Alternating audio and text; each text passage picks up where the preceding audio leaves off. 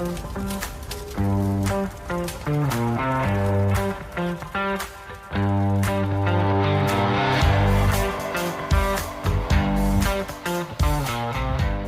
and welcome to Fire Headlines, where we cover the hottest topics in fire service news. I'm your host, Samantha Didion, and today I am joined by the panel, Chief Bob Horton and Chief Jeff Buchanan. Also joining us today is our first guest of 2024, Chief Rich Harvey. Rich is the fire chief for the Central Lyon County Fire Protection District in Northern Nevada and the Nevada representative to the Western Fire Chiefs Association. He has over 20 years' experience on incident management teams, including multiple assignments as an incident commander at the Type 1 level on some of the nation's largest and most complex wildfires, which will be coming in handy today because we are discussing historical wildfires and commanding Type 1 incidents. The Daily Dispatch recently shared 2 articles discussing anniversaries of historical fires. The first is the deadliest nightclub fire that happened on November 28, 1942, and the other being the Worcester Cold Storage Fire from December 3, 1999. Chief Harvey, we're going to bring you into the conversation right away. Can you talk to us about some of the key lessons the fire service learned from these historical fires? I think historical fires taught us pretty much about everything where we are today. The fire service, is grounded in tradition and history, and going all the way back to the first basic fire code, 1631, in Massachusetts. They passed a law that outlawed wooden chimneys and thatch roofs. That was the introduction to the first lesson we learned, right? These historic fires just teach us stuff, and they help us develop codes and practices to keep not only the public safe, but firefighters safe. Wildfires, as we all know, can happen anytime and any place. And I think history really shows us that. If you go back to like the Prestigo fire from 1871, and it was a large fire at the time, and it's starting to come full cycle now. That was a 1 million acre fire.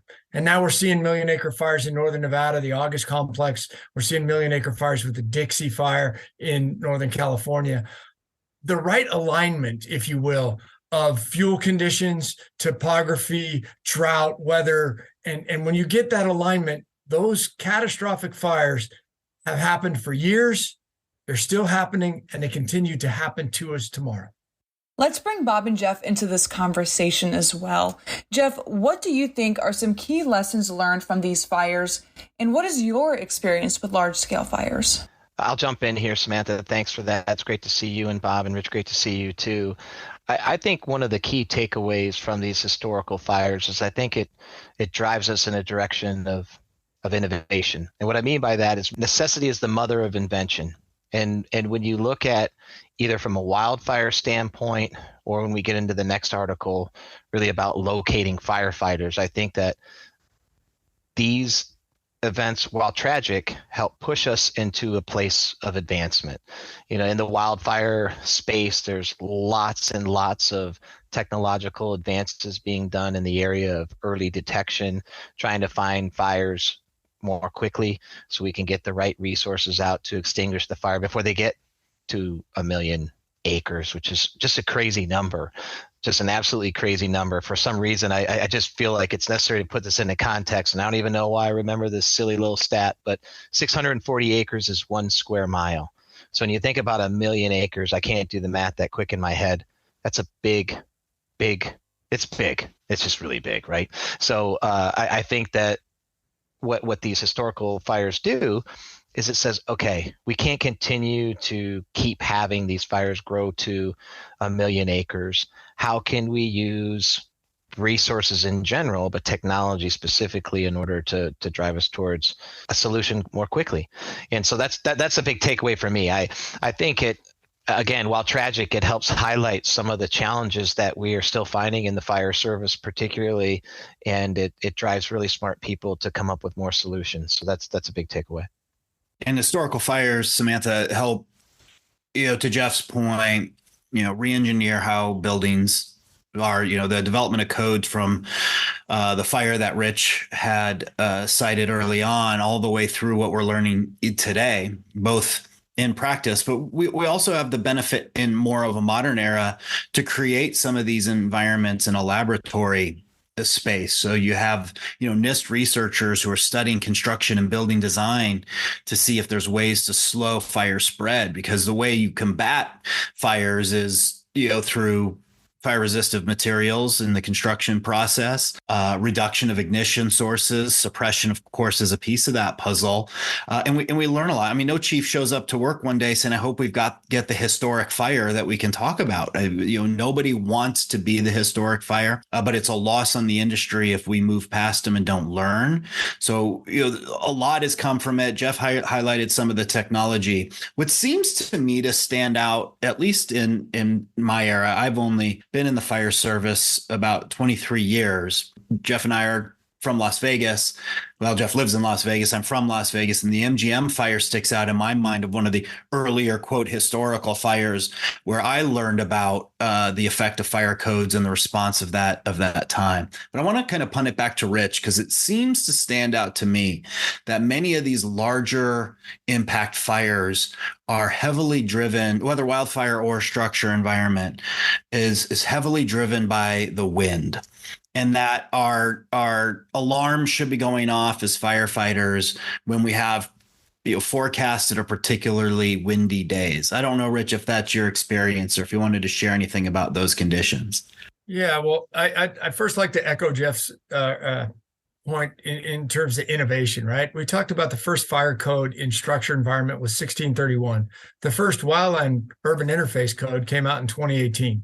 So, the wildland guys are a little slow on the uptake, but they're starting to realize what the structure guys have had is that having a plan, having codes, making sure that what we're building in the urban interface makes a lot of sense, right?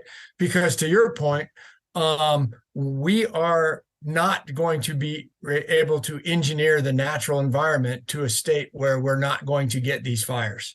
The fires are going to occur.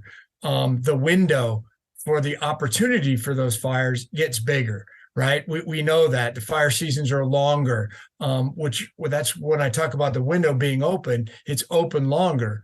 And then the longer you open the window, the more likely it is that the events will line up. Wind, topography, all those factors, fuel moisture content, all those things that drive that extreme fire behavior, which contributes to firefighters' difficulty in suppressing fires. I had a lady once tell me after the Cedar fire down in San Diego, firefighters are sometimes their own worst enemy because we have a success rate on wildland of 97, 98%. We catch 98% of those fires. So how then do you have a historical fire? There are those 1 or 2% that are forces of nature, or things like hurricane force winds, what they just had in Maui, right? That the problem wasn't the size of the fire. The problem was the winds driving that fire and the fuels that were receptive to it. We're our own worst enemies because we feel defeated when a fire that's truly a force of nature does things that we think we should be able to stop. And that's very difficult. I think it's one of the toughest lessons to learn as a type 1 IC was to get kicked in the teeth and have to get up and go keep doing something to help protect the communities that are still downwind of that fire. It's a resilience thing, and firefighters have learned to become resilient. We've also learned to adapt our tactics. On fires like that, you cannot go direct, the old direct attack, 1 foot in the green, 1 foot in the black, and have at it, boys, with your shovels and chainsaws. We started to get a little bit slicker. We're going indirect, and so we're backing up to what they call the right river ridge or road, where we can make a stand and have a chance to be successful. We've also gone to more point protection strategies, where we're like, all right, this fire's 1 mile or 2 miles wide. We cannot protect everything in that 1 or 2 miles. We'll prioritize the houses, we'll prioritize the infrastructure, and we'll try to make success. So firefighting, wildland and structure, are constantly evolving in regards to what we see and what we can do. Technology also plays a role. Early detection, as Jeff mentioned, helps you get those boots on the ground quicker. We're starting to get real-time data on what the fire is doing and where it's at. And we're also starting to integrate education of the public, because when you look at like what Western Fire Chiefs is doing with their fire facing map, which basically to inform the public when they are at risk of a wildland fire. The quicker they're informed, the easier it is to get them out of the way of that fire, and for the firefighters to be able to focus on fighting the fire, not just rescue people. So technology is developing as a result of lessons learned in the past. To your point at the end there with the public outreach, are you seeing more community members wanting to be fire safe? And what I mean by that is maybe they're asking more about defensible space or fire-wise communities or things along those lines. For sure.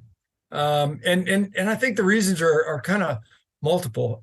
Those fires are making big news, right? Lots of lives are being affected. Lots of properties are being affected. Lots of economies are being affected, right? So the public has a justifiable awareness of the threat that wildfire poses, not just in the West, but across the United States. So once you become aware of a problem, how you go about solving it, right? And again, I don't know that this is a problem we're going to solve, but we can mitigate it, becomes things like defensible space. And we know defensible space works. If you've ever driven to a major wildland fire, watch all the people out practicing defensible space around their homes when they see the big smoke column coming up. Fact of life, they know it works. And when we have the opportunity created by some of these bad events to create a dialogue to get people to do it before they see the smoke column, that's great. Another issue is that defensible space is your property, one parcel. So now we use fire-wise communities, fire-adapted communities, fire-safe communities as a way to get the entire community involved, because we've discovered that one property at risk puts everybody's property at risk. So it's not just an individual homeowner's responsibility, it's the community's responsibility to be safe. And we also have the obligation of our neighbors, the wildland owners, the Forest Service, the BLM, the states that own property adjacent to these communities. One of Western's best spokesperson, Frank Freevault, talks about the three mechanisms by which wildfires become problems to communities: vegetation to vegetation, vegetation to construction, and construction to construction, right? The three areas we have to protect. We have to keep fires from the wildland from moving into the community. We have to protect the properties in the community, and then that structure to structure migration that goes on there. So the public plays a big role in how we're going to solve it. And the fire departments, the districts also have a role.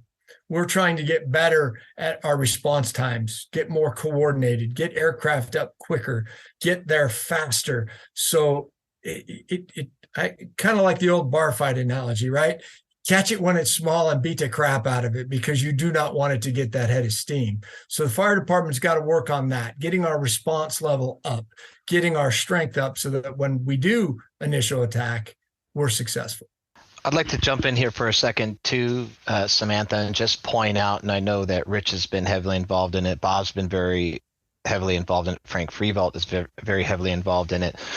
Part of the reasons why people are becoming more accepting of these changes is, like what Bob brought up in one of our prior episodes, is economics. And what I mean by that is insurance agencies are making it very difficult, if not dropping certain carriers of certain residents that butt up in the wildfire urban interface areas. And they're saying, you know what? We are not going to insure your property. We are not going to cover you in certain areas, which is a situation where, oh my gosh, what am I going to do? For most people, the most prized possession, the largest investment they have is in their home. And now they have to protect it. So they have to do certain things in order to protect their investment. So I just think that that's an important piece to point out. And I'll also point out that there are certainly some insurance carriers that are taking full advantage of the situation. And I get it. They have a business model.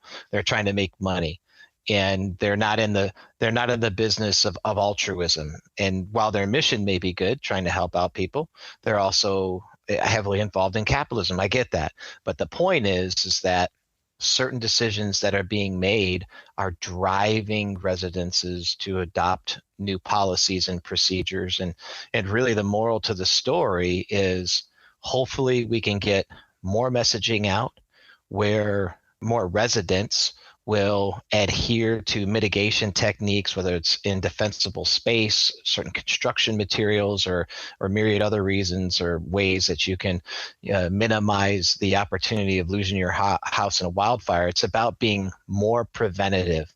It's about reducing more risk in the beginning and being less reactive. So I think that that's another yet important lesson to learn from every fire, not just historical fires, is the importance of reducing the risk of it ever taking place in the first place. I'll build on Jeff a little bit because, Samantha, there's this interesting point in a fire that people with Rich's experience and credentials are far better prepared to explain than I am. But there's this moment in a fire where it's, firefighters will simply say, or incident commanders will say to the operations section chief, are we going to get it? Are we going to get the fire? Meaning, are we going to stop it in its forward progress and keep the loss to this particular area that they're focusing on?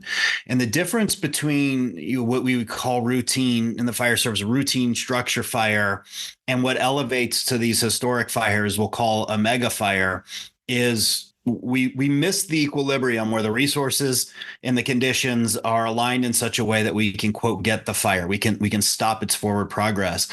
And when we get into these mega fire situations, the rate of spread is going to be greater, in many cases, wind driven, than what firefighting resources are going to be able to contain. And the fire grows and becomes big. And my point in mentioning that is that's a hard pill for a local fire chief to swallow, because we want to project into the community trust and confidence that your fire department's going to be there when you need us.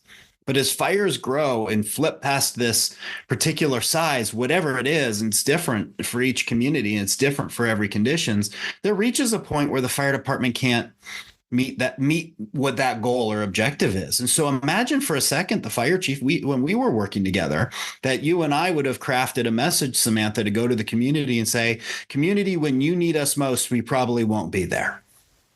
You're going to have to fend for yourself, and I think we need to deliver that message somehow as a fire service out to the community. And I think they are receptive to the notions of defensible space, and whatever the motivation is, whether it's self-protection, which we would hope they would do, or it's some kind of economic driver like Jeff brought up, as their insurance industry is putting pressure on them to take mitigative action. But we're really to a point where there's this gap in expectations, particularly as fires grow big, where the fire department is having to adjust its strategy and tactics. And maybe Rich can explain a little bit what I'm stumbling over to try to explain. But we really need communities to drive more ownership and accountability and being part of the solution. Preparing a community to not be a historic fire is a whole of community approach. And it's going to be both preparation of the fire department, but also preparation of the structures, preparation of evacuation plans, and so on and so forth.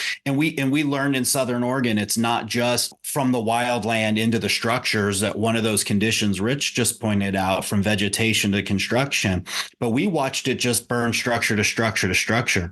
So the point is, if the wind conditions are right, or in this case wrong, that a city that may not feel like it's prone to a wildfire problem could have a wildfire push through its community, in which case then it becomes about evacuating and saving the most lives, and so on and so forth. I don't know, Rich, do you think you could sort of explain, how do you process some of that information and make decisions about where to try to stop a fire, where to let it burn, and so on? Yeah, thanks. Well, one of the things, it's not just size, okay? Size, some of the most destructive fires in terms of life lost and structures lost have been relatively small. In my career, I think Waldo Canyon fire, 476 structures in a 2 or 3 hour period in the afternoon. It's a 15,000 acre fire. The next year we had the Dixie, was 1 million acre fires. So it's where the extreme fire behavior, where that rapid spread, one way I would say it to you, Bob, is when you're behind the power curve, you just don't have enough horsepower to generate it, right? And things aren't going well. It's windy enough that you can't fly air tankers. It's steep enough that you can't really drive in there and bring water to the fire. There's some kind of things that are kind of advantage fire and disadvantage firefighters, right? But we just don't have the ability to bring what we can to bear, whether that's the size or the speed with which it's moving, right? That's when you realize you're behind that power curve. And that's a bad feeling. You can kind of feel that the game is picking up speed and you have to do something. And that's where we fall back on, prioritization, right? If you can't do the whole thing, do the best you can with the parts that you can. I remember talking to a fire chief one time, and I hope he's listening to this. It was in Bastrop, Texas. And the Bastrop, Texas fire destroyed about 2,000 homes in the community of Bastrop. Fairly heavy timber type, timber and grass, fast moving fire. And all of Texas was in fire season. So availability was very, very small. This guy had a fire start in his community. He had 3 or 4 fire trucks, and that was it. All his mutual aid was committed on other fires. And he knew the fire was burning into a heavily residential area. And they made the decision to evacuate the people downwind of that because he didn't think he had enough resources to catch the fire. They went life safety first. And they went and they moved every single resident out of the way of that fire, didn't lose a person.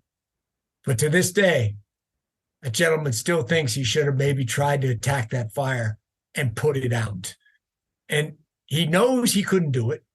In his mind, he knows that was a not winnable decision, that the fire was going to get away from him. And then look at how that would play out if he'd made that decision. You would still have people in those homes when they burned.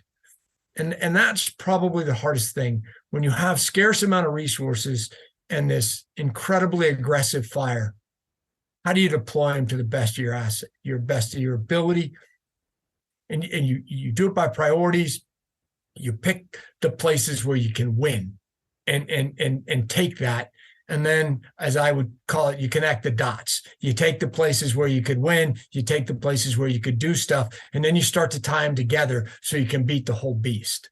But when you fall behind that power curve for whatever reason, it's a lot of work to get back out in front, but that's what we're here for. We try to figure out the places we can win and build off of those. Thank you for sharing that story. I have one final question. If you could, can you walk us through what it's like to be an IC during a Type 1 incident? That's a lot of fun. I'd like to point out that it's called an incident management team. And it's not like you're the IC that's sitting there with all the power in the world. You have a whole team, an ops section, a planning section, a finance section. You have all the firefighters on the ground. So, realistically, your job as an IC is to set those objectives and set the tone. In the fire service, we talk a lot about leader's intent, right? And that's what an incident commander does. It's kind of more like a coach of a team. You're not scoring any points. You're not throwing any passes. You're setting an environment, creating an environment in which you can build relationships, because most of those complex incidents, Type 1 type of incidents, involve multiple jurisdictions, multiple point of views, multiple politics, multiple boundaries. All right. That's your job, is to help get all those people on the same set of objectives, right? What is the highest priority? How are we going to go about doing that? And so you're helping managing people, and then you just set that intent. You've heard it in a bunch of different ways. We want to fight the fire aggressively. We want to provide for safety first. We want to make sure that we're respecting the resource values that are out there. You've got all these conflicting objectives and trying to put it out there. And then I mentioned earlier, and I think that's the other part of leader's intent, is that resiliency piece.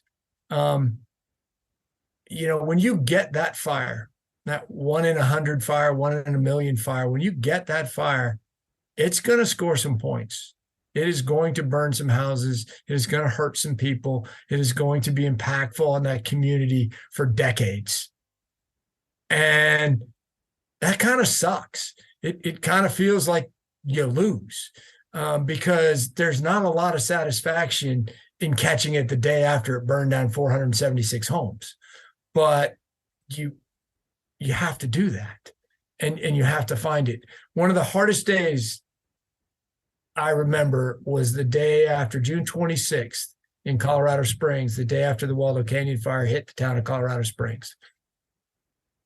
Going to talk to the troops at 0600, telling them we had a good plan for the day and what it was and what we were going to go do, and that things were different today and it was advantage firefighters and let's go take advantage of it.